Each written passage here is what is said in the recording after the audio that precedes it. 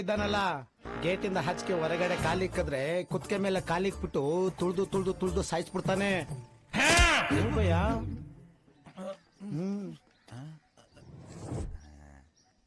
Compounder ಹೋಗ್ಬಿಟ್ರೆ ಏ Soleimani ಕೆಮ್ಮದಾರೆ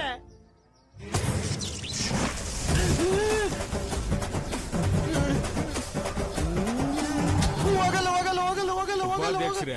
ಎಲ್ಲಿಗೆ ಎಲ್ಲಿಗೆ ಒಳಕ್ಕೆ ನೋಡಿ ಬಾ. ಎಲೆಕ್ಷನ್ ಕ್ಯಾಂಪೇನ್ಗೆ ದುಡ್ಡಿನ ವ್ಯವಹಾರ ಎಲ್ಲ ನೀನೇ ಆಮೇಲೆ ಪರವಾಗಿಲ್ಲ ಪರವಾಗಿಲ್ಲ.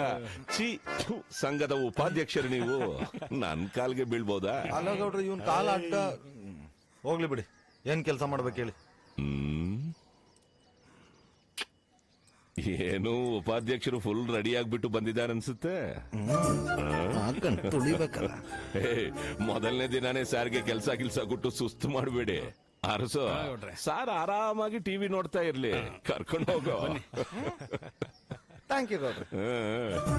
ಬನ್ನಿ ಉಪಾಧ್ಯಕ್ಷರೇ, ಬನ್ನಿ ಬನ್ನಿ. ಗೊತ್ತಾಗುತ್ತೆ.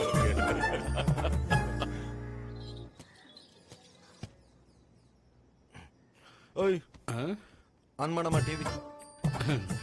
ಗೌಡ್ರು ಟಿವಿ ತೋರ್ಸಕ್ ಹೇಳಿದ್ರ ಆನ್ ಮಾಡಿ ತೋರ್ಸಂದ್ರ. ಮತ್ತೆ ಟಿವಿ ಏಯ್ ಅಣ್ಣಂಗ್ ಟಿವಿ ಅನ್ ಚೆನ್ನಾಗಿ ತೋರ್ಸ್ರು.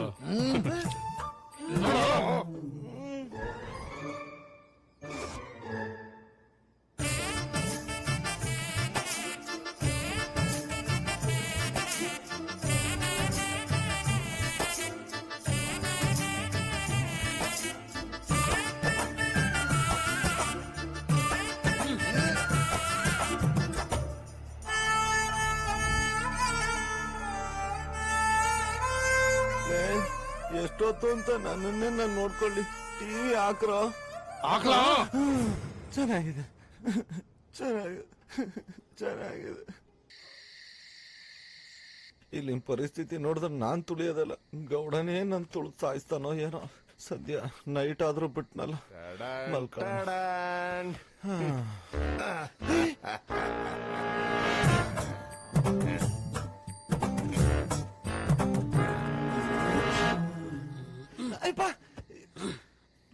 ನನ್ನ ಹತ್ರ ದಿಮ್ ಕಿತ್ಕತೀಯ ಈಗ.